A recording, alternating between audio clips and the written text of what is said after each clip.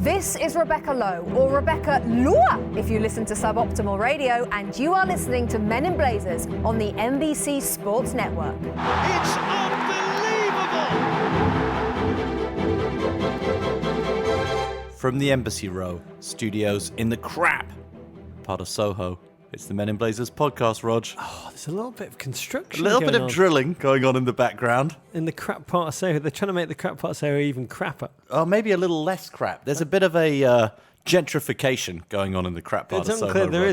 There's Rog. a man on a platform just below Davo's window. Yeah. With a very whiny. It sounds like we're at the dentist in the background. I think it could be Twelman. Davo won't let me pour burning oil in the medieval fashion upon it through a murder hole. I never like said you couldn't do it. I just pointed out that our windows don't open. I always find that terrifying when you go to castles and they always point to that's the murder ladders hole from which they used to pour burning oil. Oh my God. Terrifying. Thank God we don't live in those days, Davo. I like catapults. I like the idea of those medieval catapults that would throw sort of the boulders of burning oil over the fortresses. You had to be proper hard to fight in those battles. I think a lot about being besieged. I often think about what I'm saying. You know what they used to do? By the Cossacks. I read about this recently. They would often fly over the castle walls by catapult. Yeah. Diseased cows that were dead, so that disease would take hold in the... You're in it for the long term. That's your strategy. You are. You're thinking long game. Yep. You really don't like these people, and you're sure that your children won't like these people either. That is a Sam Allardycean approach to sieging. I like it. I'll tell you what other era we didn't live in. The Mad Men era, David. No, we didn't. Well, maybe I lived in the later Mad Men years. In the season. So I love meeting Matt Weiner. He was on if you didn't see it, he was on the show last night. Yeah. And he is a beautiful, beautiful bloke. Three bald blokes. He's bald. We love a bald. In a tiny panic room. Yeah. Someone tweeted in, it was like seeing half a dozen eggs. Just fill his screen. Matt Weiner, he talked about the secret of success. Is it Weiner or Weiner? Yeah, I said to him at the beginning, is it Weiner or Weiner? As though I really should have researched that before we went on the air. But I checked the Premier League pronunciation guide, and that really didn't help at all. Especially because we've been getting Schmeichel wrong for like 25 years, Roger. It's Schmeichel. I don't trust any of the... Did Matt Weiner tell you that? No, one of the commentators on NBC told me that. Did he go Weiner or Weiner? Weiner. Why would you go Weiner? It's really a Sophie's choice. It is. Do you Weiner. Want to be Weiner, and then he quoted his gym teacher, his wrestling coach from high school, who would call him Wiener, and he would tell him to stop playing grab ass, Wiener. Yeah. I love that. And that is the secret of success. He never did stop playing grab ass, David. No, he's professional grab ass. He also talked about his secret of success being about surviving failure. Expect failure, but survive it. He's really a philosopher poet. Yeah. We had a long conversation with him, which I'd say if you're a writer or you're a creative, is possibly one of the more interesting things we've done in a long, long time, as everything else is utter crap. I think we're going to release it as a special pod in Mad Men finale week. But what a beautiful, beautiful play. He joined us in our first week of Leaning to Linen, David. Oh, Leaning to Linen. Hashtag Lean to Linen. Well, you've been leaning to linen a little bit more than me, Rog. It's a fabric. I've got to admit, Dave, it once filled me with fear. I don't know how you feel about linen. Well, linen's changed. You know, they have blends these days. They don't crease as much as they used to. Used to be much... The linen... Certainly the linens we grew up with in England, Rog. Not kidding. They were basically designed for tablecloths and napkins. And you made a suit out of that or a jacket out of that. It creased so badly. So, I mean, linen has changed. Yeah. In the same way as Nigel Pearson has changed. Yeah, similar. Because when I was 12, Davo, yeah, I fell in love with Thomas Dolby, the musician. Google him. And I read in an interview that he only wore linen. So I only wore linen. Or tried to. Linen it's a tough fabric. It used to get so creased, Rog, that your pants, if you're like a 33... leg, which I am, and you bought 33 leg linen pants, they would be 30 to 30 and a half after 2 hours of wearing it. So everything would be too short. It's confounding the fact. It looked so good on the hanger as a kid, but within minutes on my body, it looked like a bundle of wrinkles. Yeah. Within hours, I looked like I just emerged from a Romanian orphanage in the Ceausescu era. And then Kent at Freeman Sporting Club, he suggested that for spring we lean to linen once I'd started to sweat through my tweed. I've got to say that I think they cut it with some silk now, the fabric, David. Yeah.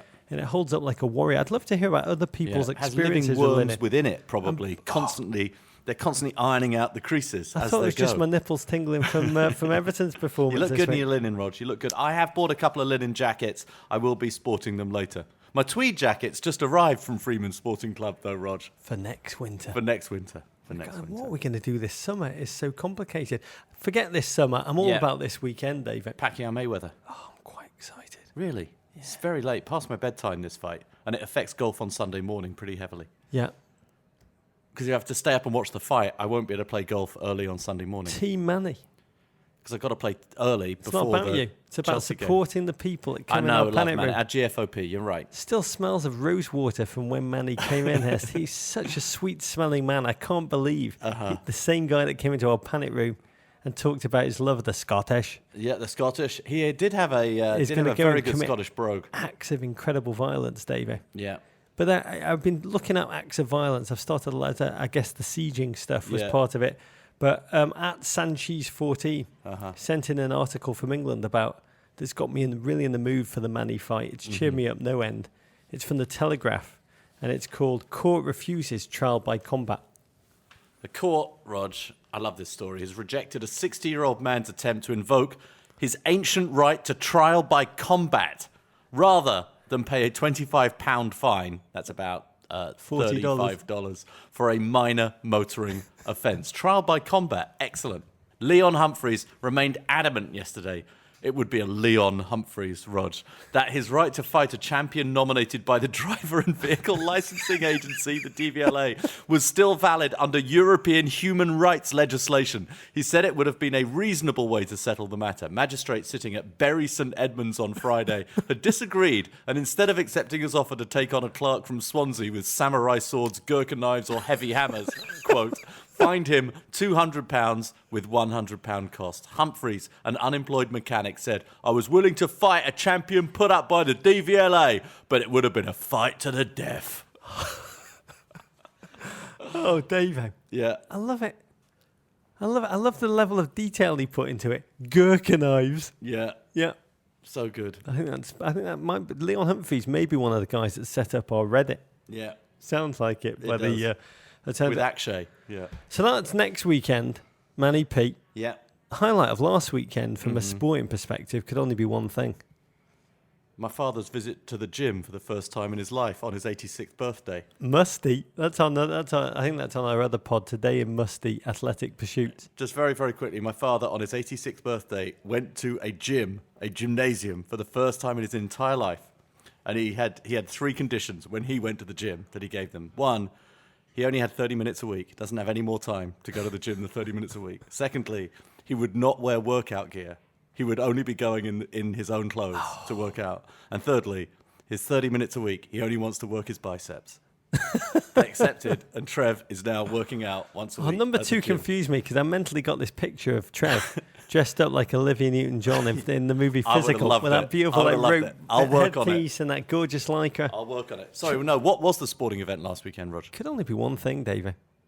Pundits at the pub. Oh, pundits at the pub.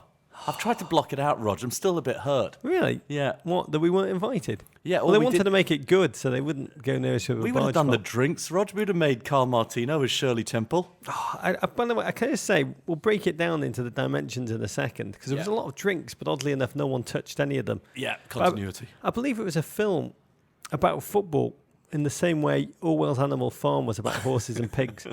I've watched it many times since it first aired, and it seems How many times? 11.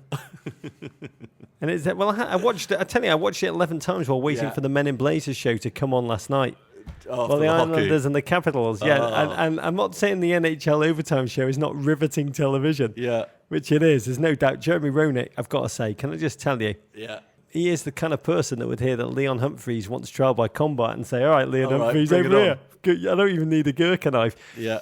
But, God, it's endless. It's bloody endless. And I'm watching it about 11 times during the overtime review of the Capitals Islanders game. Yeah. We should just give up and start talking about hockey, not football. I think we're going to have to. It's the only way we can get onto NBC Sports. Yeah. But I think Pundits at the Pub was actually on a deeper symbolic level about a paean to human longing and the need for man and woman not to be alone. That's what I thought as I watched it. What particular aspect of Pundits at the Pub had you thinking that? Watch it again. Yeah, and I'll understand it. I got to tell you, on a deeper level. I don't think you've taken it seriously, and I think you've misunderstood it. I think you got kind of your mind was thrown from really understanding it because of the familiarity of the scene. We've all been down there, haven't we? Oh, everybody's been down that pub. At the sausage fest down at the Boozer. Rebecca Lowe. Yeah. I think it was a pint of vodka orange she had in front of her. Carl Martino thoughtfully waiting for the topics to change to Travel Channel shows. Not a single drunk on camera. Yeah. Not one of them. Yeah. And show me an English pub where there's not a single drunk in a group of 10 people. Yeah. Doesn't exist. That was where I thought it fell down on verisimilitude. No one was thrown out. Although Robbie Earl was clearly necking down Jaeger bombs in between shots. Here's what I don't understand, and you'll explain this to me because you're Mr. Television Producer. Yeah. Why was Arlo, Lord Arlo, the great Arlo, who's done so much for football in this country, why was he awkwardly poised at the back behind the fence, like quarantined off? Well, I lost count. There were, 15, 16 of them down at the pub. It's just very tough doing panel talk, Rog. It sucks up a lot of cameras. Yep. You can't have an ISO camera on everyone. So you need people to appear in the same... Especially when you got 2 or 3 on Kyle. Yeah, exactly. Well, that's contractual. It's in his rider, Yep. Rog. Don't shoot him from It's the in his left. rider. Don't It's in his shoot rider. me from the left. So Arlo needs to be sort of within that shot, within that proximity. And then they take him on his ISO and it feels like he's there. I just assumed he voluntarily went there so he was in prime position for the jukebox so he could slip off and just pop on his beloved Kasabian. Yeah, go and play or Turn on the Mac. Yeah, he loves those We've songs. never talked about this. Do you have favourite jukebox tunes? Go-to tunes on that jukebox that must be played. You cannot resist the jukebox. Do you know, this is not a song I've ever owned. It's not a song I love when it comes on the radio. I'll never But put this a is a song I own This on is the- a on song I love. Why would you put in $1 to play a song you own? But there are 2 songs I love on a jukebox. Yeah. Elton John, Benny and the Jets. Just a fantastic Great jukebox drinking song. And Great just a drinking song. fantastic jukebox song. And when you put it on everyone's heads. Yeah, exactly. Bobbing along. And Nena, 99 Luftballon. And the You can't original play German version. Yes, the German version. Yeah. You cannot play the English one. Yeah. You have to play the German Yeah, one. but I've got to say, whoever did the translation on that did a very poor job. Yeah, I know. Very poor job. In its native Teutonic tongue, it's beautiful. Yeah, much better. I think my go-to songs on a jukebox would be as follows. The Baser by the Pixies. Yeah. Let Down, Radiohead. I love any song that builds slowly until the singer can't sing anymore and then guitars just take over. It's like Everton's season. Little Wing, Stevie Ray Vaughan. And then at the end of the night, do you have an end of the night closing time kind of song? Not a mellow one. I like Shaggy's first single. Was that the original Shagtastic or whatever it was? His original single, Shaggy's single, is a great closer. Oh, Not As Good As I Want You by Elvis Costello. I've got to say, either Shaggy, David, sets a beautiful end of the night, because Shaggy, also a panic room person, we have to be utterly loyal to. Yeah, him and Manny. Definitely. I dream that he's going to be in Manny's corner. I love the idea that Manny's corner is full of Just our full other of GFOPs. Yeah. That'd be Billy amazing. Bean running the stats. Oh, Andy Summer from The Police, just like exactly. walking down with a guitar in front of him. It'd be so good. It'd be truly amazing. It was so good. Either Shaggy Baby song Horse. to finish. Oh, Alex Morgan. Get Alex Morgan in the ring with you. Yeah, exactly. You Should cannot take but out win. Mayweather. I Want You by Elvis Costello will probably be pretty my song. closing song. Yeah. But I think they didn't play closing songs on this because in my head, Davo, I believe there's a second hour of Pundits at the Pub. It's not got an air What, date on yet. the director's cut? No, I think Are they've you shot looking it. for the cutting room floor? I think they've shot it already, and there's going to be a part More 2 by Pundits at Pub. the Pub. Yes, Or Pundits at More Pub. Pundits down the pub again, Yeah. and it's going to be the one where the drink Pundits kicks still in. at the pub. Yeah, the drinks kick in. Yeah. Conversation gets a bit edgier, Yeah. and one of the pundits, Yeah. I won't say who, but let's just say it was a Robbie. Yeah. Glasses another pundit. Again, I won't say who, but maybe it was another Robbie. Yeah. And it all just kicks off, Davo, in the bar, like Begbie at the beginning of Train Spotting. Oh, that lassie got glass. No one leaves here till we found out what bastard did it. It'll be amazing. Amazing television. I love their voices so much, though. I love the voices of these people. I've actually stopped listening to what they're saying most of the time, and I just love listening to them talk. They could be talking about anything, and I'd be enjoying it. Oh, I'd love to, honestly, I'd love a Robbie Mustoe book on tape to be the last thing I hear before I go to sleep at night. That'd be good. Yeah, well, that would soothe me. That would send me to sleep. And But the probably difficult do thing wonders for my them, fragile confidence. you know, thinking about that, like pundits, the art of punditry has its place because it exists between games, between action. is that you come out of action and then you have a talk about it. And the slightly disembodied nature of pundits at the pub is that it's not surrounding game action. And because it was taped when they were in England, I assume, a few weeks ago, it was sort of non-topical punditry, not surrounded by game action. But they are so good. They are such talent. They have such good voices, such a mixture of experience, both in the studio, on the field of play, in the broadcast booth. They've seen so much. I just really could listen to them talk about anything. I'll be surprised if it doesn't win an Emmy. Yeah. Talking about Emmys. Craig Ferguson won an Emmy. Mazel tov to John Johnson. Yeah. Our live show won an producer. Emmy? No. Won something. He got nominated for, I think, 1.5 million Tonys. Wow. Today. But none for us. We were shut out again, Davo. Cruelly denied. Did Shaggy get a Tony as well? I don't he know. got a few Tony I think nominations? he got a load for This Is Our Youth Skylight. 7 for Skylight. I haven't even heard of that And one. he did that Larry David one, the fish. The fit, what's it called? Fish in the... I went to see that last week. Yeah. And it was amazing. That play is about one of my best mates. It's about the story that happened to Lloyd Braun, one of my best mates. Really? So I heard the story before I heard there was a play. Really? That whole... Yeah. The whole story about one of my friends. You have to tell me what happened. Does Lloyd Braun like being the subject matter of a Larry David play? I think he was given some kind of a credit. I believe he's been rewarded. Oh, in if he some has way. royalties, him and he Larry, likes it a lot. Him and Larry are great mates. They play a lot of golf with each other. Okay, Rog, enough with that. We'll save it for our other podcast today in Lloyd Braun. Yes, yeah. Blazers at the pub. We've got a packed show.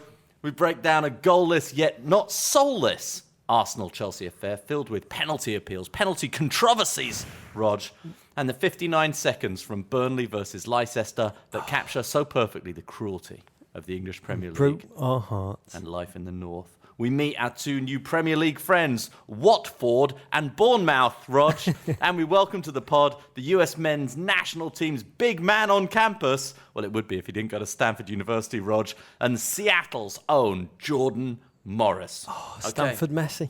Okay, to the football. Let's crack open a Guinness, Rog. See, we don't need pundits at the pub. We've got our own beer. We do. I really need a Shirley Temple right now. Cheers, Rog. It's a Bournemouth. Bournemouth.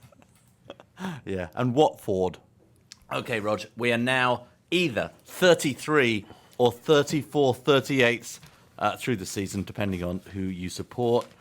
In the Royal Rumble, that is the Premier League, relegation-prone sides are resorting to eye gouges and kicks to the crotch, while Chelsea only has to stand in the corner and make sure nothing catastrophic happens. Oh, the smile on your face when you say that is sickening. Well, no, I was actually thinking that the eye gouges and kicks to the crotch pretty much refer to Chelsea as well, Rog.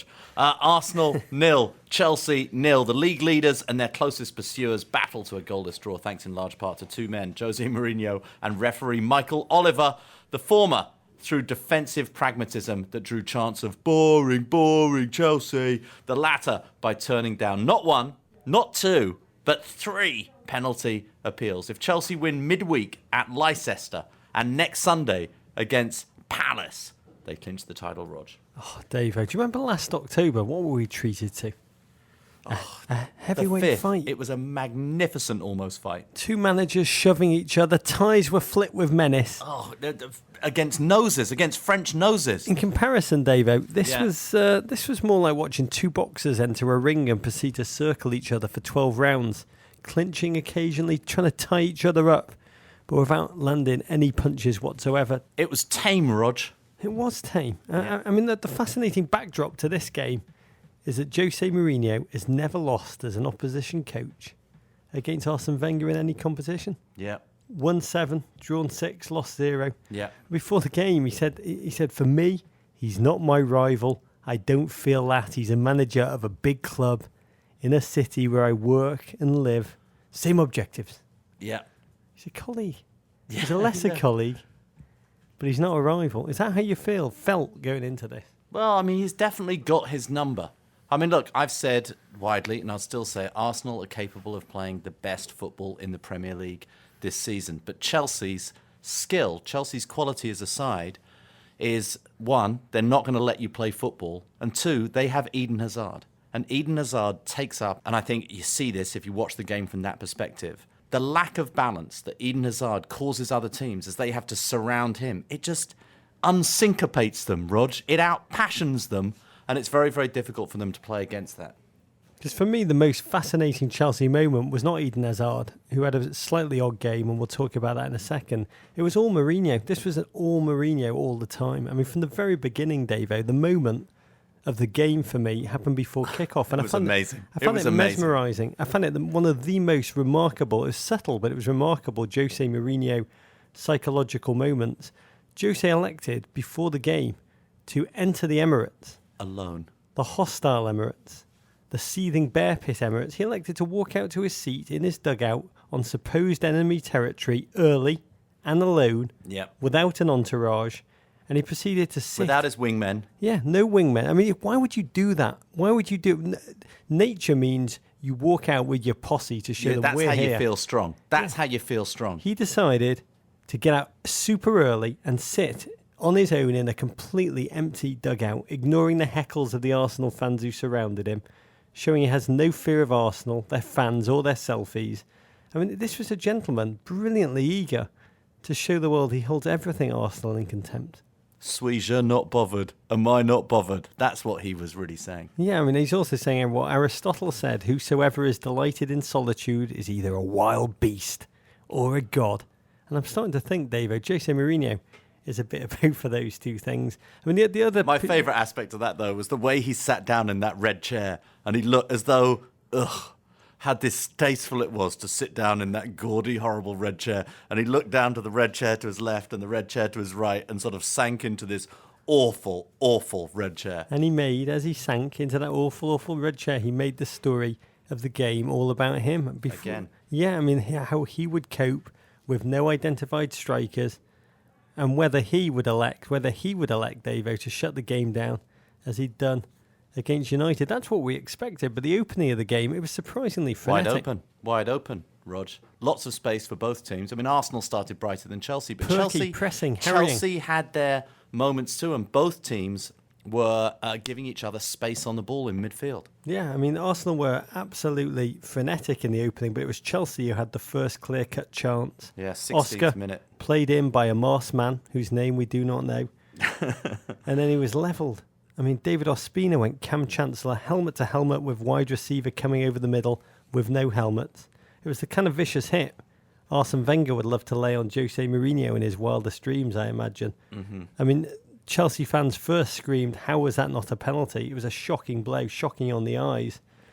And then, I mean, we hear a lot about the Premier League's concussion protocol. Even more shocking than it was in the penalty, Davo, was at Oscar. Frightening scenes of him kind of jerking without any kind of intention or seeming consciousness. But then he was allowed to finish the half until he was pulled off and sent to hospital. Where is this much banded around protocol? Yeah, I've got the protocol in my hands here, Rog. I mean, there are lots of aspects of it. But one of the things, there's meant to be tunnel doctors. You know, we watch a lot of tunnel, Rog. We don't see a lot of doctor. We thrive in We the love tunnel. tunnel, but we don't see a lot of doctor in tunnel. But the role of the tunnel doctors, that's an independent doctor, not affiliated with either team, who's meant to be there. It's a requirement to help recognise the signs of concussion, Rog. Quite apart from that, every medical professional and every Premier League team needs to carry the concussion recognition tool. Just seems very, very bizarre, and we're seeing this happen again and again and again. And you made the point this morning, which I think is so well taken, is that the British media do not seem to report on this whatsoever. It was a non-story. I think Americans have been sensitised to it by the NFL, but in England it is a dead story. Absolute crickets. The scenes were shocking, but there's been no kind of follow-up on the thing. And I've come to think about it, Davo. Just the English separate the mental and the physical. Unbelievably, they have no understanding of the former. They understand broken legs. They understand the flu. But they have no real appreciation. Only recently we've understood those things, Rog. Well, Dark Ages just lifted, Davo. Yeah. But I mean, the notion of psychological damage, the notion of mental injury, England is still very much in the Middle Ages in that regard. I think they respect any medical injury that can be cured by leeches draining blood. That's a real injury. Yeah. But it's very, very upsetting, and it was awful to see the bloke on the ground in that fashion, and shocking to see him a minute later running around, forced to play on. Yeah, that was not the only controversial penalty non-call of the first half, Rog. The second one involved Fabregas and Santi Cazorla, Fabregas returning to the team, Rog, where he spent 8 years. Really pretty substantial trailing leg from Santi Cazorla, a tricky piece of footwork by Fabregas, but it seemed to be an over-simulation, Rog, that not only cost him not getting a penalty, but cost him a yellow card. Yeah, Cess doesn't turn the rocket boosters on Gary Cahill style there. It would have been a penalty. But this was all about Chelsea continuing to send different runners at the beginning. Oscar, William, Ramirez. Oddly to me, everybody but Hazard, who didn't really get in the game. Maybe he was doing what you were describing, which was just being a mental decoy. But Cess continuously looked to loop diagonal balls over the top. Well, he had so much space in the middle of the field. He had so much space. Yeah, I mean, Chelsea, I've got to say, you've already said it, to channel Charlie the Red, they look like 11 best friends. They don't out-passion their opponents, Davo.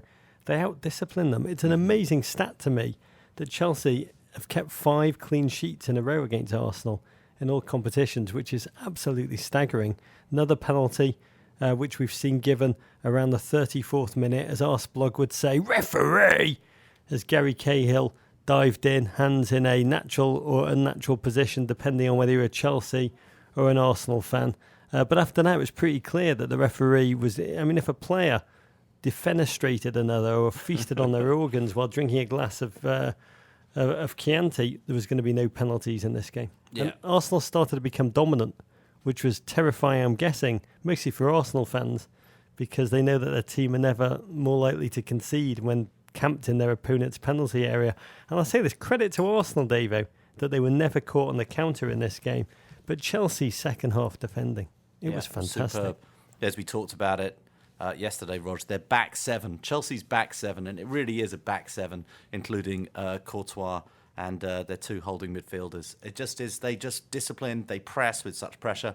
Even their forwards get back and they defend really, really, really well. Drogba came in, as we've said before. He is a central defender in the guise of a striker. He's like a closer. Yeah, really is a closer. He comes in to go and play central defence on set pieces. And it's that kind of disciplined defending, and that is the reason they're going to win the Premier League. They remind me defensively, Davo, at times, of the Texas horned lizard. Yeah. Which squirts blood out of its eyes at predators. Yeah. And at other times they remind me of the Central African hairy frog, which breaks its own bones, then uses them to ward off attackers.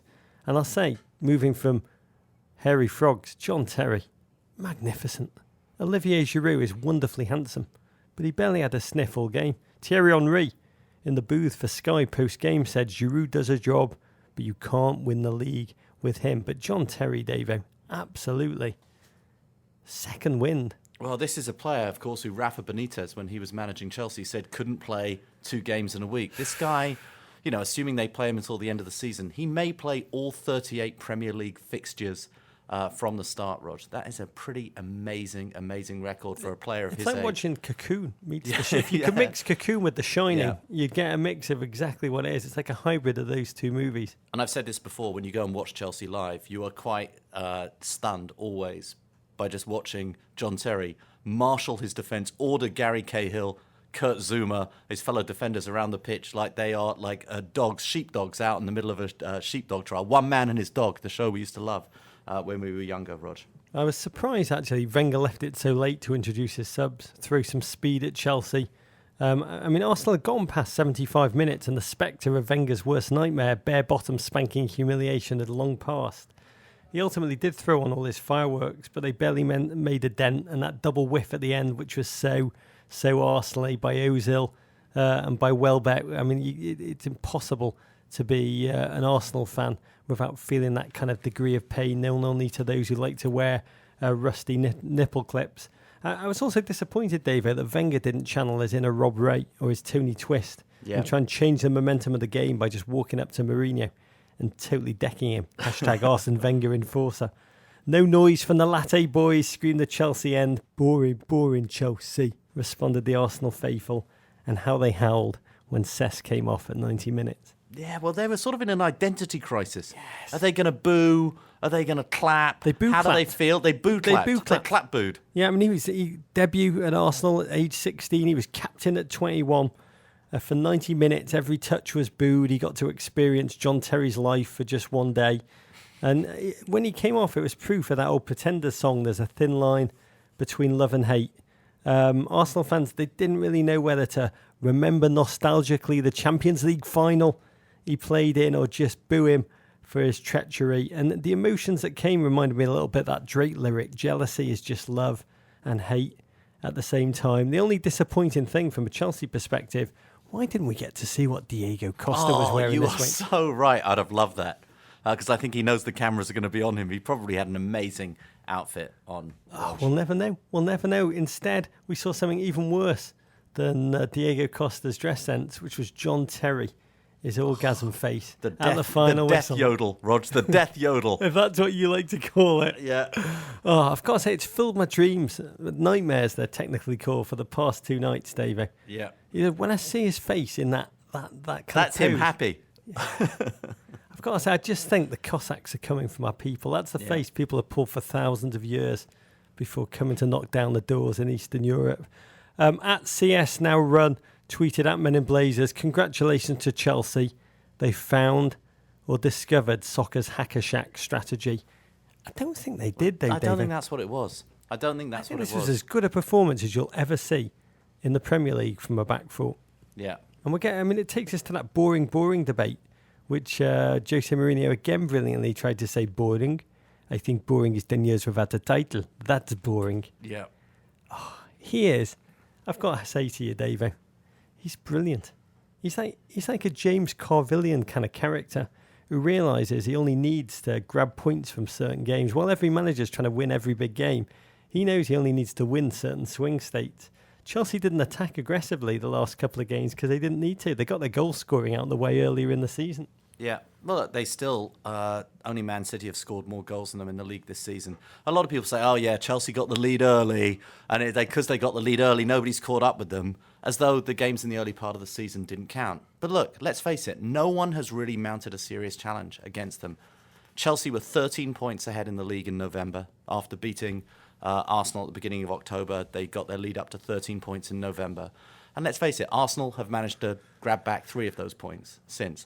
It's not only at the beginning of the season. They've been good leading from the front. It's a very, very difficult thing to do. I'm not saying they're playing the most beautiful football. They don't play. They are not the best footballing team in the Premier League if what you like to see is attacking football. But there is beauty in that defensive football. There is discipline in it. And there is massive, massive mental strength. And I think it sets a bar for where the teams that want to challenge them next season, the Arsenals, the Man Uniteds, the Manchester Cities, the Liverpools, how good offensively they're going to have to be to break Chelsea down. Chelsea, these other teams don't have any divine right to attack at will. They're going to be closed down. They're going to be made to play much more cleverly, much quicker, and they're all going to need brilliant strikers. They're boring in the same way Spain were boring with their dominance in 2012 Euros. They're a team playing to their strengths, where their opponents can do nothing about it at all. Having said that, the asterisk is not only will the the sophisticated European pundits of football will never warm to the way that Chelsea play football, but also, to be fair, and as a Chelsea fan I can say this, Chelsea aren't in the same league as Real Madrid or Barcelona or Bayern Munich. And this season, had Chelsea managed to eke out that result in that very close game against PSG, I think Chelsea would have been in some trouble now with the lack of squad rotation. If Chelsea had had to play Barcelona in the middle of those games versus Man United and Arsenal, that would have been... They wouldn't have had 4 points from these that two notion games. of respect, it reminds me of one of my favourite press conference interchanges of the season this weekend when Jose was asked, is it unfortunate you won't be loved by the neutrals? Is it better to be respected than loved? And can you be respected and loved? What? That's a life question. That's not a football question. That's a tough question for anyone. Jose took it on the chin. He said, and this is, I'm going to read it word for word because it's beautiful. It's brilliant. It's frightening. He says, I have lots of love. I have lots of love. No problem. If you tell the truth, people will fall in love with us. But you have to say the truth. Sometimes you don't. If you say the truth, we will walk in the street and people will throw kisses to us. They will. And no problem. They'll throw kisses. These are the wisest words about love outside of a Howard Jones song, David, that I've ever heard. Final score, stylish football 0, trophies 1. I wonder what Chelsea would have to do in the off-season to end up to be a serious European contender, because they're playing sort of perfect defensive football at this point. They've got this one of the best young players in the world in Eden Hazard. I wonder what it is that they need to do. I'm sure that's what everybody at the club is thinking about now. Rog, for me, the game of the weekend, even better than Chelsea-Arsenal. Everton 3, Manchester United 0. Look at the little twinkle in your eyes. The David Moyes Memorial Derby. Everton thump a listless United at Goodison behind goals from James McCarthy, Hey. John Stones, Hey. and Kevin Morales. A victory so decisive, it left Louis van Gaal both gracious and lucid. What happened in his post-match press comments? Seabiscuit. Yeah, Cool Runnings. yeah. Everton Football Club. Oh, yeah. Disney will release an animated movie Called about Everton. this game, David. Yeah. It was beautiful. I think somebody already made the Smurfs, Rog. How did you feel before kickoff? How did you feel at halftime? How did you feel at the end, Rog? These are my 3 burning questions. I'll tell you how I feel now. Okay, And then we'll go let's start through- back. We're gonna we'll go in back reverse time order. From older Okay. Rog back to the younger Rog of Sunday we'll move back to. But right now, Okay. we're going to Benjamin Button it. Yeah. I've got mixed emotions about it, David. Okay. Complicated. Okay. I mean, at the time, I felt like Anthony Michael Hall in Weird Science, a bit like that when Kelly LeBrock suddenly just popped up out of nowhere, God. unexpected. But honestly, It's the only time I've liked the colour red. this Everton season, it's been such a catastrophic letdown, such a ignorant march of folly. I've become numb to their results and their performances just naturally over the course of the campaign. So this massive win in garbage time, it was strangely unsatisfying in the couple of days afterwards. It's not as deliciously Caligulesque as I would have thought it would be. I can tell you at kickoff though, I was terrified, full of doom, full of fear. I mean, we're past 40 points now, so Yeah, we're not going to get you're not relegated. going down. So I can watch Everton for the first time in weeks. Uh-huh. And I did. I tuned in, filled with doom. I couldn't see any positives, no shining light. I was braced to witness 2 of our own, Marouane Fellaini and Wayne Rooney, be our own executioners on our own field. 2 former heroes of mine. I wrote in my book, this is as close as I will get to knowing how a polygamist feels when he runs into 2 of his ex-wives with another husband. Yeah. I mean, I know a lot of our listeners will have that feeling. I thought you were going to say practice polygamy, but I was thinking we've never heard from them. Yeah, well, that's in our other podcast. But we scored too soon, David. No, you didn't. It wasn't too soon. It was a fantastic goal. Yeah. And the most remarkable thing, 5 minutes? It was an Everton counter-attack, Rog. An Everton counter-attack. It's like a 2000 Bordeaux. Oh, it was just thrilling to watch unfold as that scene in Dumbo when the elephant jumps off a cliff and learns he can fly. Yeah. McCarthy stumbled in Ballon d'Or style. Uh-huh. Take that, Gloria. And Van Gaal, the camera cut to him. He was utterly gobsmacked. Turning around to Ryan Giggs, wondering, what is it, the blues or the boobs or the Goodison Park raisins or whatever he charmingly believes The were called. blueberries. The blueberries. I mean, we were doing, Dave, our game plan was to do to United what Chelsea had done to United. Yeah, And that smash filled and me grab. with fear. Yeah. Because Everton are to Chelsea what Sanyo is to Sony. Mm-hmm. It's like similar looking on the outside, but with inferior, cheap, corroding components. On the inside, you have Zuma. Uh-huh. We have Gareth Barry. And I was terrified that if we try to park the bus for 85 minutes, our bus has no wheels, is corroded by rust, and has had its engine ripped out. Yeah.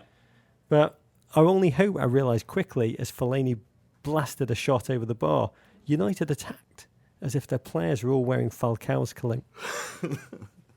I know, it's odd. A very, very odd and unsyncopated Manchester United performance, Rog. Some of it, I think, can be explained by having to play on Everton's plaid field, which is quite difficult to play on plaid. Oh, it's a spring pattern, David. Yeah. Embrace it. I'll say it's funny watching Marouane Fellaini. This is his first time back to Goodison Park. I realised, I wrote in my little book, how I used to love those fouls. Yeah. Those persistent fouls. And the second goal, David, John Stones. What a player. John Stones is really turning into one of my favourite young players in England, Roger. Saw him play amazingly for the under-21s a few weeks ago as well. And he scores a goal that you just don't understand why you don't see more goals scored like this. The near-post run from the corner, catches his defender as he turns around, actually beats Fellaini, Rog, and nods it in, glances it off the left-hand side of his forehead, just into the crossbar and into the ground, into the net. When that went in, I laughed louder than when Ashley Young caught that bird poo in his mouth earlier in the season. And I noted in my book, Davo, John Stones is the kind of man I dreamed of being as a child and failed miserably at being He's a noble man of action and valorous deeds. That's what I imagine. Can Everton hold on to him, Rog? Definitely not. Oh. Hope we get a lot of money from him, from Chelsea or City. No, I mean, Roberto Martinez loves him and says that he's going to be England's central defender in tournaments for the next decade. Yeah, fantastic. And we're beginning to see why that is the case. I mean, the old part of this game is, David, one of these teams was battling for a Champions League place. Yeah. The other had nothing to play for whatsoever. And you couldn't tell which was which. Yeah. United were pedestrian, almost arrogant. And Everton, David, they played like it was the Battle of Endor. It sat deeper and deeper. James McCarthy was a dire wolf. And thank God for Timothy Matthew Howard. Oh, Timony Howard. I thought his middle name was Timony, Rog. He was on Belgian hating form. He was phenomenal. He's been under a lot of scrutiny, bordering on abuse from Everton fans this season. He had a golden day for the ages. A third came from all the loopholes in the offside rule. And some very match-fixy defending from Paddy McNair, Rog. Oh, and that was it, Dave. Wow, Ryan Giggs is going to get it when they get him. Oh, he's going to get it so badly. I spent the rest of the afternoon writing ballads about this game. Yeah. On my lyre. I loved it. Not as much as I imagined David Moyes would have loved it. Yeah. But hearing the Everton fans at the end singing Rooney, what's the score? 3-0 to Everton. My wife thought it was a sign the apocalypse is upon us. Yeah. I think she's got that mixed up with earthquakes, plagues, famine, skies darkening, oceans full of blood, and Tracy Chapman's agent returning our calls. And the question is, Dave, why now? Why now for Everton? Why not back earlier in the season? Why are they turning it on when nothing matters? Well, it is easier to play great football when the pressure's off, but that doesn't explain how they managed to stop Man United playing football and why Man United played so badly. You're right, there was still something in it for Manchester United. And I think the most remarkable thing about this game is that the narrative building over the past few weeks has been, oh, Man United, they're ready for their title challenge next season. This has to poke a massive hole in the validity of that narrative. Still a lot of questions about this team. One of the most flip-flopping narratives of the season. Yes, there was no Carrick, but this was not solely a Carrick was missing performance. And I say about Everton, when I sat down with Roberto Martinez in February, he says he trains his squad to peak in the last quarter of the season. And I guess Everton... He might want to rethink that strategy. I mean, Everton's 6-game unbeaten run. Yeah. But that run also coincides with us being booted out of the Europa League. That poison chalice that turns hot, contending, aspiring teams into puddles. Think Southampton this season. Be careful, Southampton. And I wonder how much of Van Gaal's success this season was because his team, like you hinted earlier about European play, didn't qualify even for the Europa last season. How much of Liverpool's last season was because they had no European play at all the year before that. The Europa League is arsenic for the ambitions of any aspiring team. Yeah. At Matt Frapp said, this game, in the words of Ray Hudson, was not just a dream, it was a wet dream of orgasmic proportion. Certainly was, Rog. I'm glad Everton got the big win. The other team in Manchester, Rog, Manchester City 3, Aston Villa 2. This was a cracking game of football. After going up 2-0, City capitulate, concede 2 goals to 4-4 Tim Sherwood's side. But an 89th minute Fernandinho winner sends City back into second place ahead of Arsenal and United. Broke poor Tim Sherwood's heart. Villa, meanwhile, remain only 2 points clear of the drop zone. This team are too good. You heard it here, Rog. They are too good to go down. Who, Man City? Yeah. No, Villa. Oh, the joy Tim Sherwood experienced last weekend in that FA Cup semi-final. We watched it, Davo, turn to ashes in his mouth. His team had the worst televised hangover since Long Duke Dong passed out on the lawn in 16 candles. And it makes me sad to say it was Brad Guzan at the centre of it, inside 3 minutes. Oh. That first time left foot pass, Davo. Oh, an own assist. It was an own. It was a through. I like to think of it as a great through ball that split the defence. Yeah. I'd like to think Jurgen Klinsmann watched Brad Guzan and made a note. I may have found the creative Maybe midfielder. playing on the left wing. Good Goosey. Goosey. Good Goosey. Oh, he made it easy for Kun Aguero, who couldn't help but giggle. Oh, no, as he smiled. They were all giggling. That Casey Keller, he's a madman. Yeah. I asked Guzan when I was Sherwood yelled at Friedel after the game. when I made the documentary, what goes through his mind after making a mistake. He said to me, it hurts. You know, the fans are mad at you, your teammates are mad at you, and you have to focus immediately on big saves you've made in the past and positive ideas to reinforce your own confidence to get you through that game so that you can just beat yourself up after the final whistle. it wasn't the only defensive howler of the game. I mean, Villa played this chaotic high line, lazy marking, and the second one was courtesy of one of the worst wall constructions of the season. I think it was Richardson who was standing off and Kolarov struck through the gap from 25 yards. It was your man, Tom Cleverley. Yeah. Forced them back into the game. Jack Grealish running around. Yeah, socks around his ankles. Running around Frank Lampard. It was like watching a teen at the peak of his powers run at Father Time. And briefly, Villa started to knock the ball around as if they were Pep Guardiola's Barcelona. Carlos Sanchez with a joyous goal. Yeah.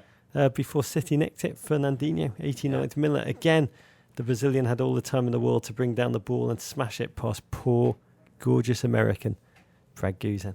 Yeah. Yeah, Manchester City moved back into second place. Rog. Remember them? Yeah. West Brom, 0. Liverpool, 0. Remember Liverpool, Rog.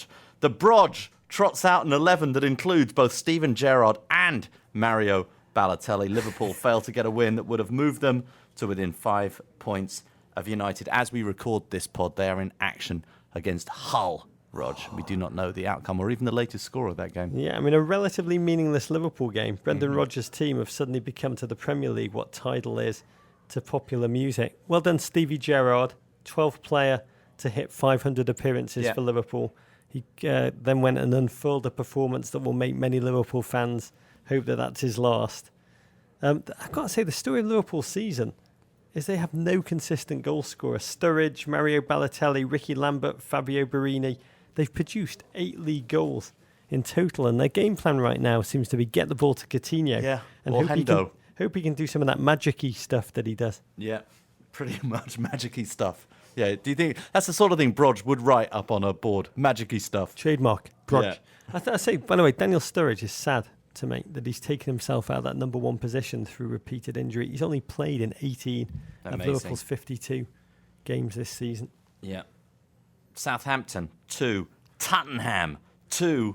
Rog. Spurs come back from behind twice to earn a draw at St Mary's and remain 1 point above Ronald Koeman's men in 6th place. Could be important, Rog, because the number of Europa League places will depend on Arsenal winning the FA Cup. If Arsenal win the FA Cup, you assume that Tottenham and Southampton will both make the Europa League. Yeah, if you're a Southampton fan, you hope that they don't. Yeah.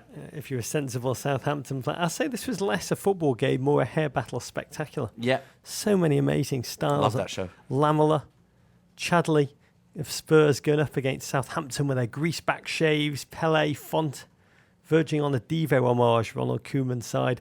At Katie Belmore asks, a tough question of the morning. Is Chadley sporting a man bun or is it just a tiny ponytail? Yeah, I know. It's a very good question. I think technically it's a pig in a blankie. Yeah. We should say Harry Kane, congratulations. 3rd Spurs player in 4 years to win the PFA Young Player of the Year. Eden Hazard. Was the PFA Player of the Year. Yeah. I said afterwards, people respect the way I've done it, said Harry Kane. I've not just been thrown in. I've had to work hard. He was asked what was different about this season, and he said simply, I got to play. Yeah, that was the major difference, without a doubt.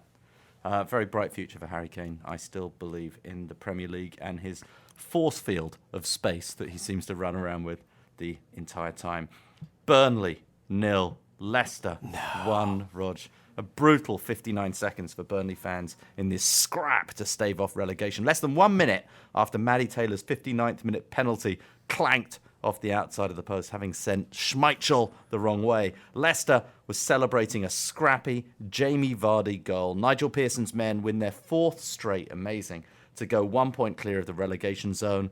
Dave Fishwick's Burnley, meanwhile, Sean Dyche might have a problem with that, now 5 points from safety. They're waxing and waning. Yeah.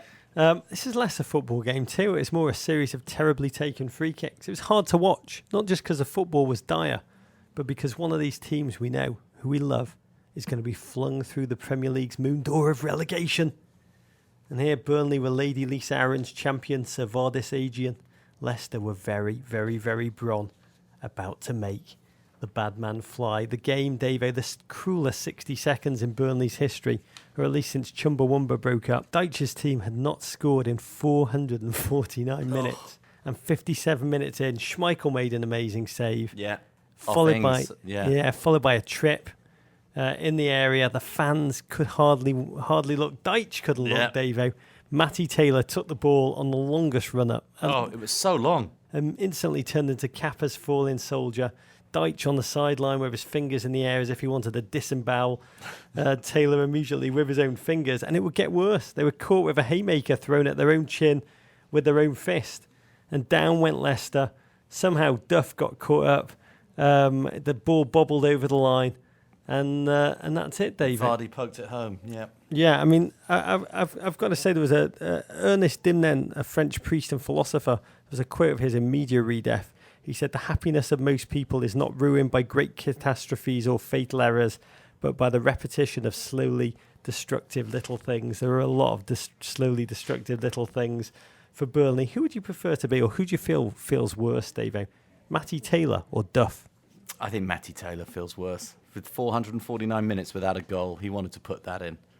Having earned the penalty himself as well, Rog. Nigel Pearson is Harry Houdini winning again. I've got to tell you, I wonder if he prefers it when his team loses and he can tell people to piss off. Great interview with him in The Guardian. He says, "I have to accept what I am rather than necessarily change for the sake of it." That's not to say I don't believe in finding ways to improve, because if I thought this was as far as I can go, I may as well just get in my car, go home and start deadheading the daffodils. Yeah. We've all been there. Yeah, certainly have. Burnley's loss made even worse by a win for Hull City at Crystal Palace. Rog, the patron saint of pie, Steve Bruce, marches into Selhurst Park. Not an easy thing to do, Rog, and claims all 3 points behind 2 goals from Senegalese striker Damien Doy. Again, another game, tiny margins made massive differences. Hull's first goal appeared to involve a handball. The listless Palace also had a Yaya Sanogo goal scratched off. But Ndoye, the Senegalese striker who got the double, he came on the transfer window deadline, David. His goals have been key.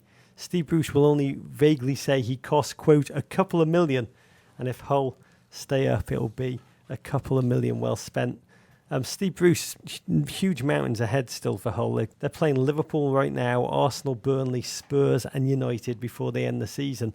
But to see him so jolly on the sideline makes my heart feel good. There was a I don't know if you saw in London, there was a stinking 11-ton megalith of congealed fat that was pulled out of the London sewer. They've called it a fatberg because it's the size of an iceberg, says the English papers, but made of, quote, congealed fat caked with compacted wet wipes that have been flushed down London drains. Ugh. And when I saw the video of it, it looked just like Steve Bruce. Oh. Fatberg. Poor Steve Bruce. Poor Fatberg. Newcastle 2, Swansea 3. Rog, it's another team very much in the relegation battle now. Newcastle, they lose their 7th straight, Rog. 7 games in a row they've lost. They continue to free fall down the table. That's what happens when you lose 7 straight, Rog. It's the Magpies' worst top-flight run in 38 years. Once a certainty for safety, they are now just 5 points clear of relegation. This was a topsy-turvy game, though. Things go from bad to worse to darker than it's possible to fathom at Newcastle. Jack Cork's winner for Swansea. Mm-hmm. He charged from one end to the other without any Newcastle player appearing eager to tackle him nor take him out. I mean, the team's worse than meek. They seem to not care at all. And I feel sorry for Newcastle's temporary manager, John Carver. He's a local man who adores the club and is now taking incredible abuse from the fans of the club that he loves so much. His team face a massive game against resurgent Leicester this weekend. Quick note on Swansea. Gary Monk's team earned their best points tally in the Premier League, beating the mark by Brendan Rodgers in 2011. As you say in Welsh, long feiki dao. Yeah, they've still got an outside Welsh chance. for Mazel Tov. They still have an outside chance of making the Europa League, Rog, but you would say Don't that do would it, be lads. huge, I don't know how you say don't do it, lads, in Welsh. Yeah. Stoke 1, Sunderland 1. I don't like games involving too many red and white stripes, Rog. Connor Wickham's first-minute goal was cancelled out by another Charlie Adam wonder strike. In his last Where 4 does he games. get them? Despite earning a point, the Black Cats fall into the bottom 3, a point behind Leicester and Hull City, Rog. Charlie Adam doesn't just strike the ball, he obliterates it. He's Yeah. a guilty pleasure as a footballer. Yeah. He's like eating an amazing cheeseburger, It's like French in fries golf, and a you malt describe shake. people in golfers as ball strikers. They just have they have that descending blow contact. Justin Rose, a great ball striker. Charlie Adam is a ball striker. He is. That shot this week, I mean, it's the right foot that moves away Not hit as a banana kick, hit and just so central in the boot, no spin, just moves away. Love it. And it was against Sunderland, the team who have spent the week besieged by anti-rape campaigners over their decision not to suspend Adam Johnson, who has now been charged for sexual misconduct. I've got to say, it takes a special with a minor. Takes a special team to have fans who fly a plane with a banner over Newcastle, mocking their regional rivals whilst their own barn is burning. Talking about burning barns, QPR 0, West Ham 0. The Raisins had the best chance as Jane Austen's brother Charlie saw his first half penalty saved by Adrian. QPR in 19th place, 4 points from safety, Rog. Yeah, I mean, Sam Allardyce's team were crap. West Ham tried to give QPR the 3 points. James Collins made his contractually bound cock-up of the week to give away the penalty. Adrian has saved 3 penalties on the bounce now. This one from a broken-hearted Charlie Austin. I remember when he was good. We're on top of the league, chanted the West Ham fans. They're talking about the Fair Play League. They've had the least bookings. It means they may be, I don't know why they're cheering, on the way to the Europa. At Sporting Intel, a fabulous follow on Twitter tweeted, QPR have won 0.11 points per game versus fellow London teams and 1.4 points per game versus others outside of London. If they'd done that against all their opponents, 1.4, they'd be 6 points safe. The other side, Dave, of being a London team, all of these incredibly hard London derbies. They now have to go to Liverpool and Manchester City in search of points they probably will not get. There's 4 weeks of oxygen remaining for these teams in the relegation race. I've got to say, the player I've loved watching in the relegation battle, thriving, Esteban Cambiasso. Yeah. God, I love watching him for Leicester. It's like he's now just in the mood. He needed this to get interested. He is in the dogfight, and he's loving. When I was at Leicester 3 weeks ago, they were all talking about what a leader he is in the locker room. He's thriving amongst the chaos. I spent the weekend inspired by Cambiasso to make a best balled 11 on FIFA Ultimate Team. Many of you did as well. There's still time to send in your elite balled FIFA Ultimate Team. Send them to us via Twitter. We're going to announce the winner who'll get a Men in Blazers patch in Thursday's newsletter. I will say one of my favourites is by @MacD who sent in 11, which was Brad Guzan in goal behind 10 John Joe Shelby's. Very, very good. Shame Frank Leboeuf isn't still playing, Rog. Well, look, we talked about the relegation race. Let's turn our attention to the championship. Championship. Always Rog. looking at the good side, David. Well, the Premier League party remains at capacity for the time being. We do know 2 teams who are going to be joining the Premier League next year, Rog. Watford clinched promotion Saturday after a 2-0 win at Brighton. And Monday night, Bournemouth, the Cherries, saw off Bolton 3-0 to all but guarantee their spot in the Premier League. What do you need to know? They're both teams, David. Yeah. Most important thing, probably, both instantly $183 million richer by coming up to the Premier League. Yeah. What do we know of Bournemouth, David? We should say, as a city, it passes in England. I think of it as like as close as we get to a beach town. Yeah, it's down on the south coast, Rog. It means it's on a body of water which is not chemically infested with dead sheep bobbing up and down. A lot of old people retire to Bournemouth. Yeah. Tolkien died there, Shelley's buried there, Robert Louis Stevenson wrote The Strange Case of Dr. Jekyll and Mr. Hyde. Yeah. Well, living there.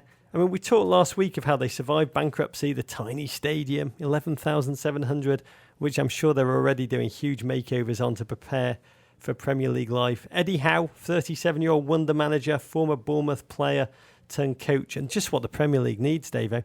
Another mysterious Russian oligarch owner. Yeah. This one, he's got a great name. Maxim Denim. Is that a So real good. person? Maxim Denim. Every time he's ever written about in an article, they call him the mysterious Maxim Denim, which is he's probably going to be one of the great characters of next season. Watford, Davo, slightly less romantic. Well, Bournemouth have never been in the Premier League, Rog. Watford have been in the Premier League. Used to be owned by Elton John. Watford coming up, Rog. They play in ugly uniforms, which is my biggest problem with them. Red shorts, yellow tops, and they're sort of tomato red shorts as well. How I just would you don't like the describe colours. Watford? It's like an innocuous northern suburb of London. I've never been to Watford, Rog, because it's north of London. It's sort of North London. A lot of people say that the north starts once you go past Watford. I regard it as before you get to Watford. Well, the best way of describing it is that Simon Le Bon of Duran Duran, Ginger Spice and Jack Collison were all born there. Yeah. They were last in the Premier League 8 years ago. They've had financial struggles, and then they were taken over by the Pozo family. Yeah. Sounds like the kind of family that make offers that you can't turn down. Yeah, they also own Udinese in Italy, Granada in Spain. They kind of bounce players between the three clubs, and I'd say how they do next season will be determined by how much of a priority they are for their owners and how much they're invested in the off-season, because they need to strengthen very badly, as we've seen with Burnley this season. There were great scenes, it should be said, of their players on the coach.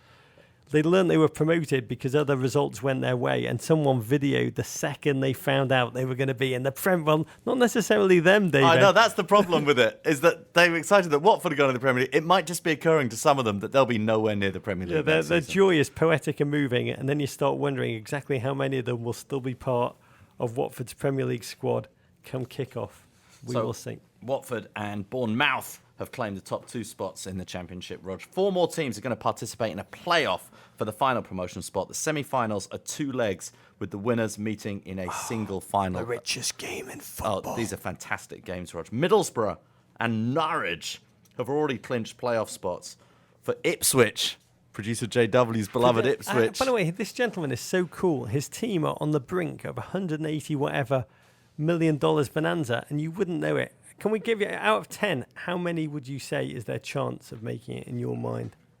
8 out of 10. Confidence. And they might play against Norwich in the playoffs, which would be an East Anglian rivalry, Rog. Oh, it's like the Bloods and the Crips in East Anglia. It'd be like John Deere fighting the maker of that Cub ride on that they advertised during ice hockey games. Yeah, so Ipswich, Derby County, Brentford, Rog. Love Brentford. And Wolves. It's going to come down to this Saturday, the final day of the Championship season. Come on, Ipswich. Big week ahead for an MLS side and Montreal Impact, Rog. Wednesday night, they host Mexico's Club America in the second leg of the CONCACAF Champions League final. The Impact earned a 1-1 draw in the first leg last week at Estadio Azteca. What a 1-1 draw. They gutted it out, and they'll now cling on to that away goal advantage before a sold-out crowd, some have said, will be 61,000 plus. Yeah. One of the worst teams in MLS may strike one of the most important victories for the league by ridding it of the monkey off its back of never having won the regional CONCACAF Champions League tournament.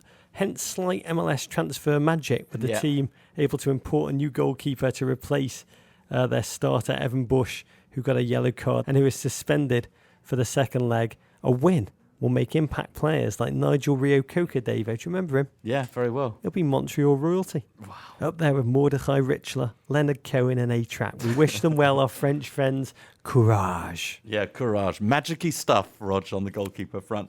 The game is tomorrow, Wednesday, April 29th, 8 p.m. ET on Fox Sports 2. Does Rob Stone turn up for Fox Sports? I don't know. Come on, Rob. Cheer them on to victory. Ronaldo will be there. Talking about Fox. Yep. This week, Alex Morgan and Abby Wambach were on American Idol. Oh, I love that. They told Ryan What did they sing? They didn't. They just came on and told Ryan Seacrest he could be the water boy for the team. He didn't quite know how to take that. Yeah. They presented him with the new US jersey Nike have created, which is an homage to the New Zealand national team. Yeah. It's black and white with these really odd kind of marker yellow socks. Yeah. Leeds United once changed their strip to all white to try and channel the power of Real Madrid. Yeah. But camouflaging the powerful US team as one of the top 5 sides in the Oceania region. I'm starting to think Nike, it's a craven trick in their perverted attempt to do all they can to shame our national team by cloaking them perpetually in clown pajamas. Yeah, Embassy Row's own Katie Nolan, Rog. She described it as a template for the new jersey. She had no idea that it was actually the real thing. She just thought it was the template. Talking about the US team, Rog, our guest this week, one of our top 5 or 6 favourite Stanford University sophomores, Rog. You got to speak with Jordan Morris. Our guest today is the first college student to play for the US men's national team since Chris Albright did way back in 1999. Earlier this month, in his first start for Jurgen Klinsmann's team, against our arch enemy, Mexico, in front of a sold-out Alamo Dome, this man lashed home the game winner, solidifying his spot as the Von Trapp's big man on campus. Now, if only the 20-year-old Stanford sophomore could decide on a major. Ladies and gentlemen, we welcome to the pod hailing from the football-mad city of Seattle, live from Stanford, Messi, Mr. Jordan Morris. Hey guys, thank you so much for having me. We are elated, like the rest of the US men's national team fan base. We are absolutely blown away by your meteoric rise. The siege of your US career, Jordan, they're rooted in the scrimmages, right, that Stanford had against the US in the run-up to the 2014 World Cup. Yeah, exactly. Luckily enough, they were able to come here and train before the World Cup, and we were lucky enough to scrimmage against them. I edited those games. We shot them for the ESPN documentary that we made behind the scenes. I've got to say, you guys, Stanford guys, you did step up. It was hard to tell the difference between your team and the US team, which was still coming together and really quite formative at the time. Can you tell me, what did it feel like from your perspective? Did you feel like you were auditioning for something great, or did you guys just feel like you were kind of cannon fodder in a war movie? Yeah, no, I think we kind of thought that they were just playing against us to get some games and some minutes in for the players, which is definitely what they were doing. But we were all so excited to be able to take part in a game like that, because it's definitely a once in a lifetime experience for a lot of those players, and so it was super exciting, and we were definitely all fired up for it. I think they were doing 3-a-days for 3 weeks, so I don't know how excited those guys were to play us, but we. It was a game of our lives, so we were all very excited, and we played very well, which was awesome to see. And right then and there, did Jurgen pull you aside? Did any of the US coaches take you aside and say, Jordan Morris, that is some pace you've got, lad? There were a few comments, but nothing too special after the game. But then, a couple months later, I had my meeting with Jurgen. How did he first call you up for the actual squad? Did he do it by phone? Does he do it by email? Does he do it by helicopter? Yeah, he actually, usually they do it by email, but the first call-up he called my dad, and my dad came down to Stanford, and we met at the Four Seasons around here, and we had more of a personal meeting, and he called me up at the end of that meeting. You ended up joining a squad that was packed with hardened internationals, Alejandro Bedoya, Josie, aspiring hopefuls like Joe Zhao, Breck Shea. What was the welcome like for you from the players, Jordan? It was super cool to see. They were all very, very supportive, and even though I was a young guy, they were all, they had my back, and I think they want to see you do well. So that was awesome to see. And there was some rookie kind of had to do some stuff at dinner. I had to stand up and sing in front of the whole team, but other than that, it was all good. Well, what song was it? Was it a bit of Tracy Chapman, bit of One Direction? Was it the Stanford fight song? No, it was Ain't No Mountain High. The one from Remember the Titans. Exactly, Remember the Titans. Yeah, the one from Remember the Titans. Who chose Remember the Titans? Was that we got to choose the song actually, and I was just so nervous. It was like the only one I could think of, and the only one I thought I'd remember the lyrics to. So I got up there and sang that one. We know you've got a beautiful voice. We also know your pace of your foot. But how big a difference was there in terms of the training between Stanford and the US men's national team? Was it the physical difference, the tactical difference, or the mental difference that was the biggest? I think it was all a combination of all three of those. I think it was definitely a big jump, and what I noticed after training was I was physically tired, but I was mentally tired too, because you have to think so much and think so quickly because the speed of play is so high. So I think definitely physically it's very demanding. You're always working and running really hard, especially as the young guy out there trying to impress. But it's also very mentally straining to think so quickly and kind of have to think on your feet, because the ball moves so quickly at the next level. And when you go to bed at camp, Jordan, were you kind of pinching yourself, or did you take the attitude that, you know what, I've been called up, I belong, this is no big deal? Definitely the first one. I was pinching myself for sure. I remember I got in the shower and I just sat in there for 10-15 minutes and couldn't really believe that I was here, because it was something that I dreamed about since I was a little kid, and so the first camp, definitely pinching myself. And as it's gone along a little bit, I feel like I've gotten a little better with that attitude, kind of just trying to take the attitude that I'm here and might as well make the most of it and work really hard. But the first camp, I was definitely pinching myself a little bit. Well, you're a veteran now. Come the Mexico game, a regular in the squad. But how long before kickoff did you know you were going to start the game, and how did you find out?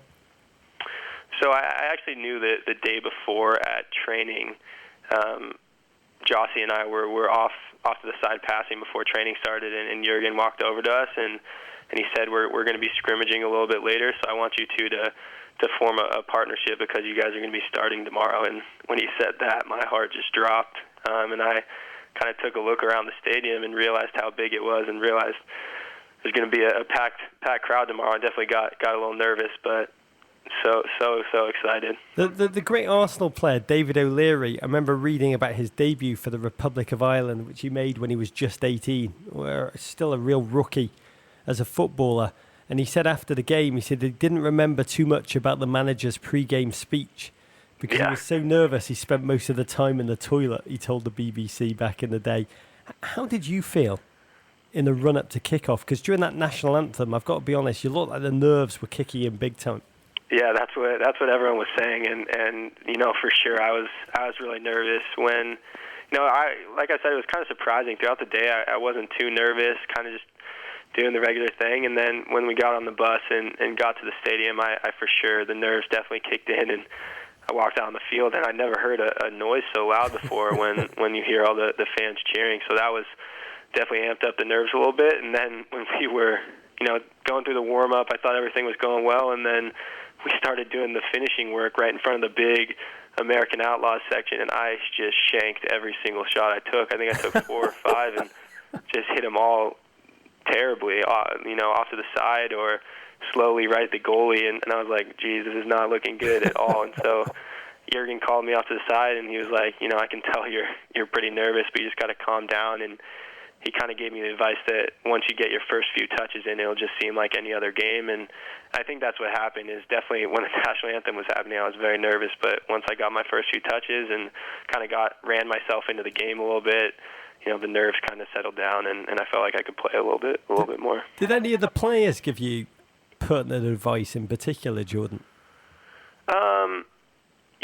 Not too much about like the nerves or anything like that. But I think Bradley was very, very beneficial, and just kind of when we were on the field stuff, he was very helpful in telling me kind of when to press, when to drop back, things like that. If I had any questions, I went to him. So I think he was very helpful, with all the on-the-field stuff.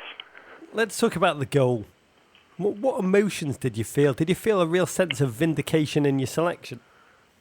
I just, honestly, I can't really remember what I felt like afterwards or what I was thinking. I mean, it was obviously such an emotional time, and I was so excited. And I think right afterwards, I knew my family was watching at home, and my friends were watching at school, and I was like, I wonder what they're, thinking right now. But after that, it kind of all goes blank, and I can't really remember exactly what I was thinking. But, just so excited, and such an amazing feeling because, that part right there, that's like being able to celebrate like that from all those people is, like I said before, something I've dreamed about since I was a little kid. So it was an unbelievable moment. You're only 20, but you've already lived out my childhood dream, Jordan, which is scoring for the US men's national team. But even bigger than that, you did an interview with Julie Stewart-Binks post-game, and then, of course, the media buzz in the wake. How long did it take you to come down after the final whistle?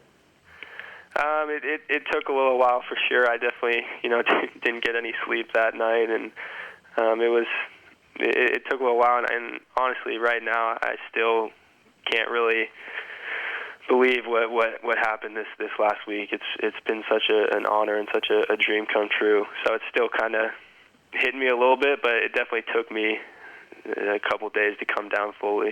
There's a thing called a bar mitzvah haiku, which is, today I am a man, tomorrow I will return to the 7th grade. How did it feel to go from the high of scoring for the US men's national team against Herrera's Mexico for a Dos a 0 game to being back in classes at Stanford? Yeah, it was definitely a transition a little bit because coming off such a high, you just kind of go back into normal life. But that's what I love about being here at Stanford is that, obviously that was a very cool and special moment, but so many people here have done such amazing things, either while they're at Stanford or to get to Stanford. And so when you get back on campus, it's not like everyone's kind of all over you and asking all these questions. It's very, kind of normal that people do all this cool stuff, and that's what I love about it here. It's just the people that you meet. Everyone has such a cool story. We love Andrew Luck on this show. We run an Andrew Luck book club, so we have a sense of how special the Stanford populace is. How has what has happened to you over the last month, how's that changed the way you think about your own future?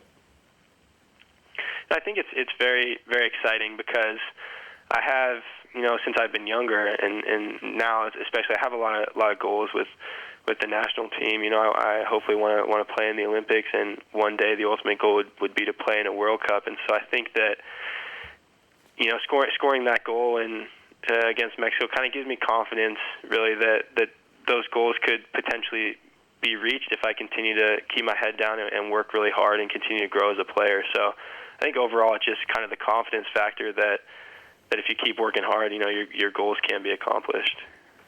I'm going to ask you the question that everyone in football is going to ask you. So get ready for this. Okay. You're currently, Jordan, a sophomore at Stanford. You're an undeclared major. What will the Morris major be?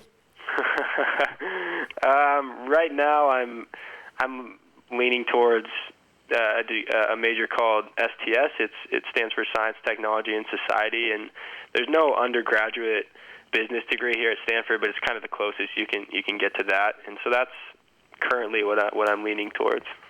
Philosophy. That would be my advice, which you weren't asking for. Let's finish, Jordan, by talking about the future. We know Jurgen.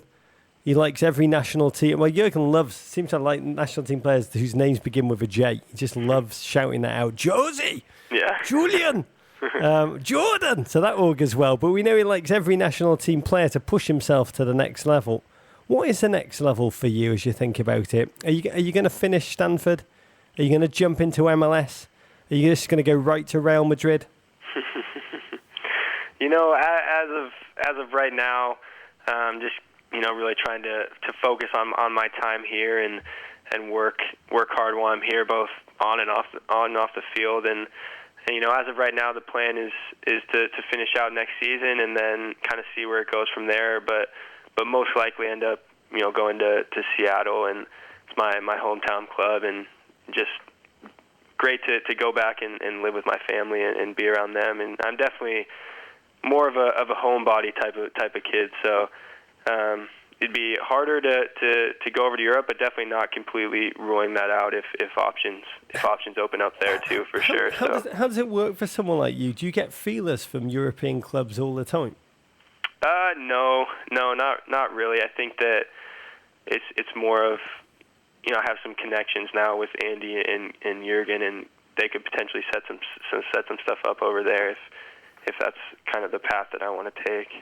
You're a man with many options. You are fast of feet. It's clear from our time together that you're also sharp of mind, which always augurs well. We cannot wait, and I know I'm speaking for so many of our listeners as I say this, we cannot thank you enough for the joy that you've already given us against Mexico, not just once, but twice over the past couple of weeks. I think all of us look forward to watching you grow from strength to strength in the months and years to come, no matter what path you choose. Jordan Morris, Godspeed. Thank you so much. Thank you for having me. This was great. Really appreciate it. Seems like such a lovely young man, Rog. Modest, yeah. Grounded. What a thoughtful bloke, Davo. When he scores the 2018 World Cup winner, we can say... I thought it was Beckerman. It's not Beckerman anymore. Jordan Morris is getting it. Okay, on to the Ravens. From Max Smith. I'm opening a new restaurant in Columbus, Ohio later this year. Good luck to you, Max. With these names under Can you sound a bit more optimistic? That was not your great idea, Max. That was your, good luck. We'll support your restaurant. Okay, but these are the names under consideration for the restaurant, Rog. El Aguero, Le Coquelin, I Fellaini or La Nemanja? Looking to draw a trendy crowd, please advise. Well, first of all, who does he support? He's got a City player, an Arsenal player, a Man United player, and a Chelsea player. He supports good food, hospitality, and bonhomie. Yeah. In a family affordable price setting, I think. But I learned this question because Davo, Yeah. you know how President Bush used the presidency as a stepping stone to fulfill his dreams of one day becoming MLB commissioner? Yeah.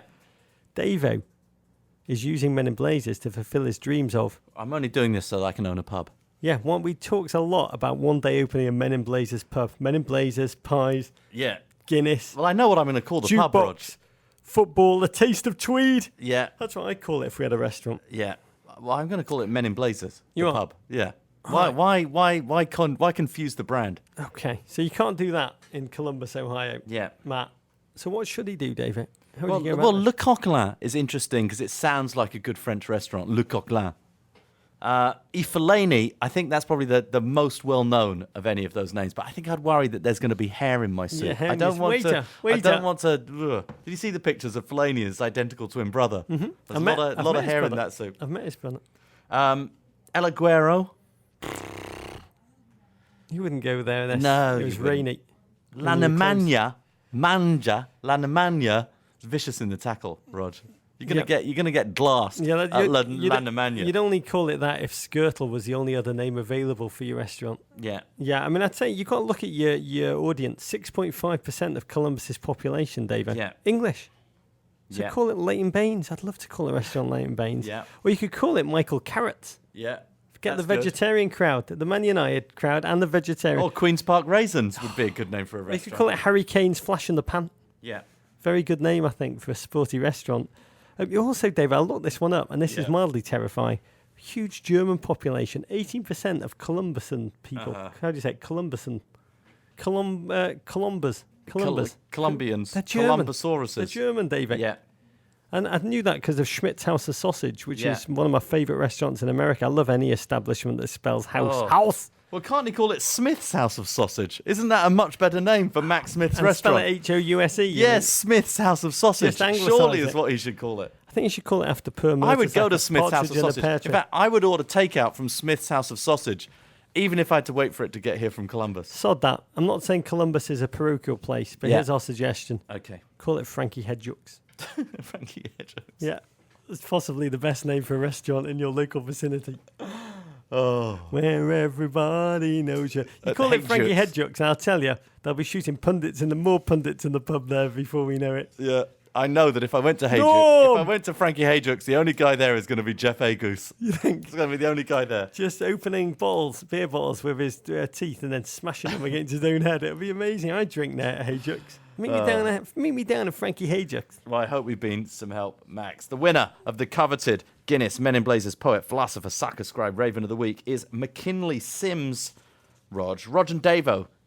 McKinley writes, my upcoming nuptials at the end of May. Oh, mazel tov. Congratulations. Are Don't do causing it. me a lot of stress. Rod said both of those things. I didn't say either of them.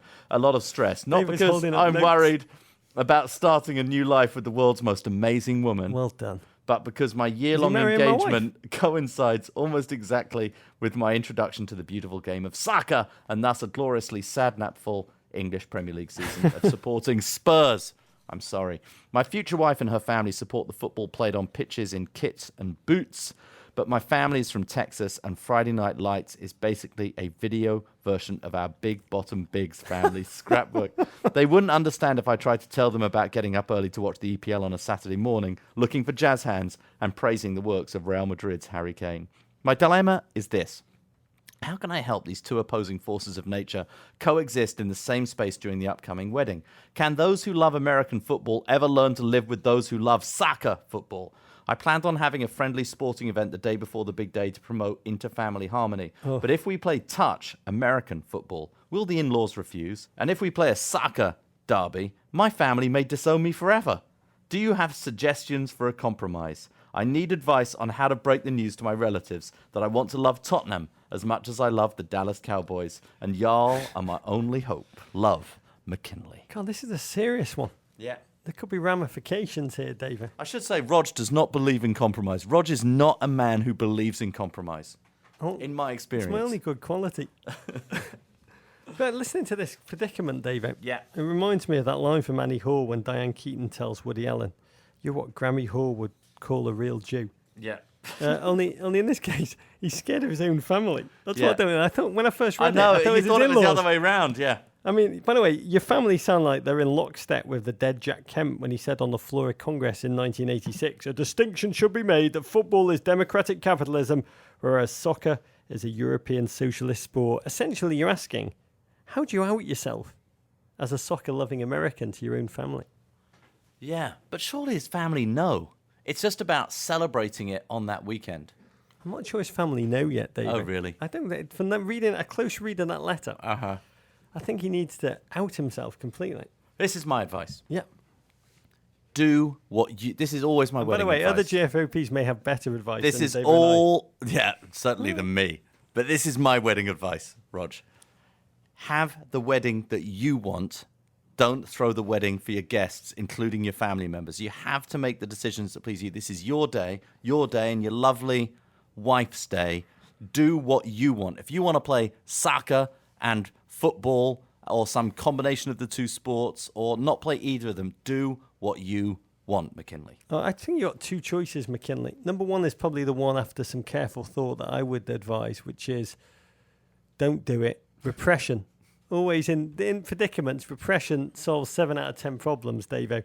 Or you could, a 3-step plan to out yourself as a soccer fan to Texan, NFL-loving, college football-believing Dad. believers. And step one, just ease them in by showing them Stoke City play Aston Villa. 3 yards in a cloud of dust football. Yeah. Number two, try and accentuate the socialist structure of American Major League sports. See if they bite on the entrepreneurial and bridal display of capitalism inherent in the Premier League. A lot of Americans like that. Yeah. Well, number three, you could just go for it. Just blurt it out and pray that when you come out to your parents, and I wouldn't be surprised if this happens, your parents will immediately come out to you. Yeah. Your dad will say, "Thank God you said that. I didn't know how to tell you." I watched But- Formula One. But your mum and I have fallen in love with Robbie Mustoe. Your mum adores Mesut Ozil, and I'm a huge Emre Can fan. Yeah. We just didn't know how to summon the words to tell you. So that would be my advice. Probably either do the first thing, repression, or do that number three thing. Just dive into the cold pool and take the pain. I'll say courage. And in your dad's words, I'll say clear eyes, full hearts, can't lose. Rog, your weekend. No raping. Your weekend looked like this. That is a reference to the Amy Schumer sketch. Watch it. It's a parody of Friday Night Unbelievable. Lights. Your weekend Phenomenal. looks Brilliant. like this. Leicester City versus Newcastle, 7:45 a.m. on Saturday. Chelsea versus Palace, 8:30 a.m. on Sunday.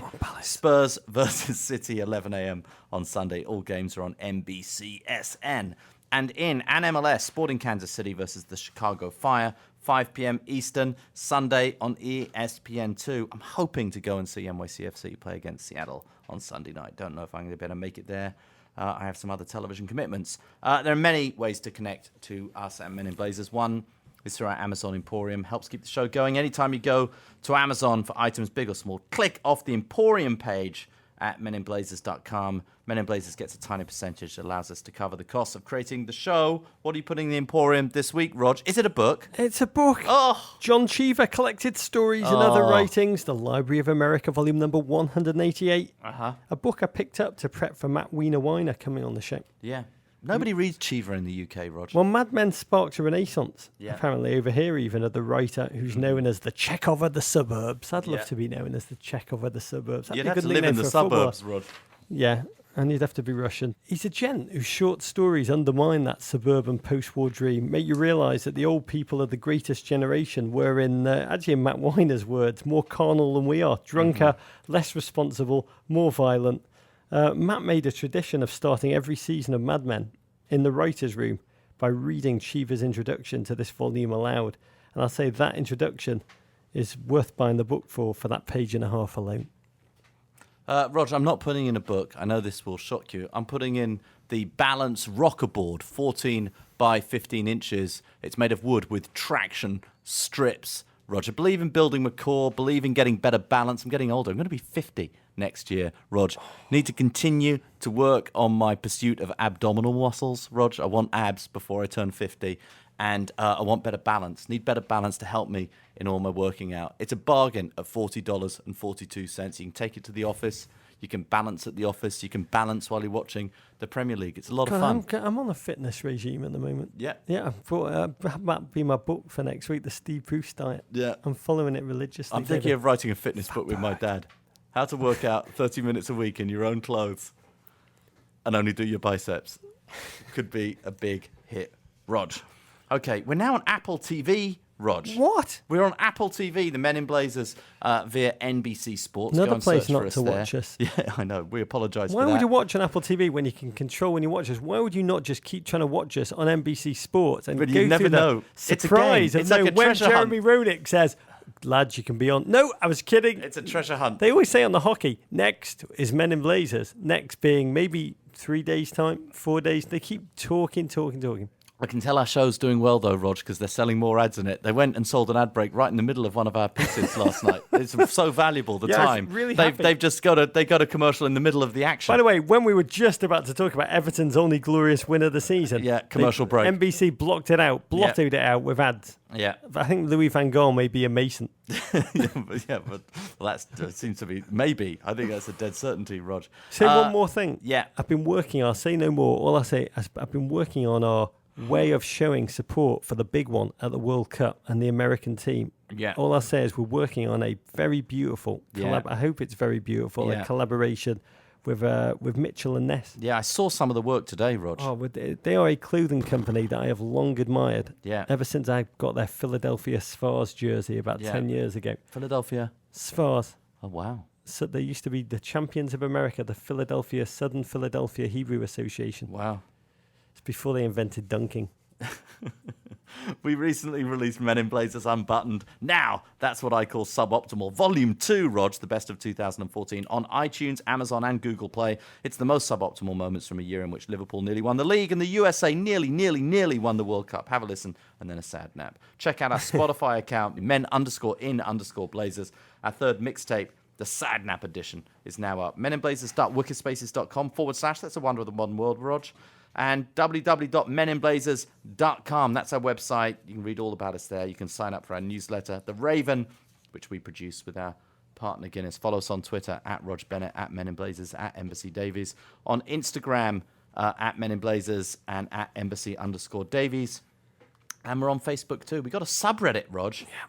meninblazers.reddit.com, maintained by GFOP's Akshay, Calvin, and Alex. 3 blokes who believe in trial by combat instead of paying car fines. Yeah, certainly. And you can always send your Ravens to the crap part of Soho. How do you count can a email gherkin? us at meninblazers@gmail.com. What was this? Trial by combat, trial by fire? Yeah. Was there not? And there was also trial by dunking, which I never understood. No, witches. They used to throw them in the river and see if they floated. If they floated, they were witches. Yeah. If they drowned, they were not they were witches. dead, and they were dead. God, it seemed very unfair. As a child, I spent a lot of time wondering which was better. Yeah, I wrote my thesis on that in law school. Venderpunk Rog. You tried to bring it back. Yeah, absolutely. Why did For youth offenders. Venderpunk Rog. No, you didn't. I didn't. No, I you didn't do that. No, you Venderpunk didn't. Rog. Even you wouldn't. Venderpunk Rog. Venderpunk Rog. War pig. Who wants to sex Mutombo? Explosion. Courage. Size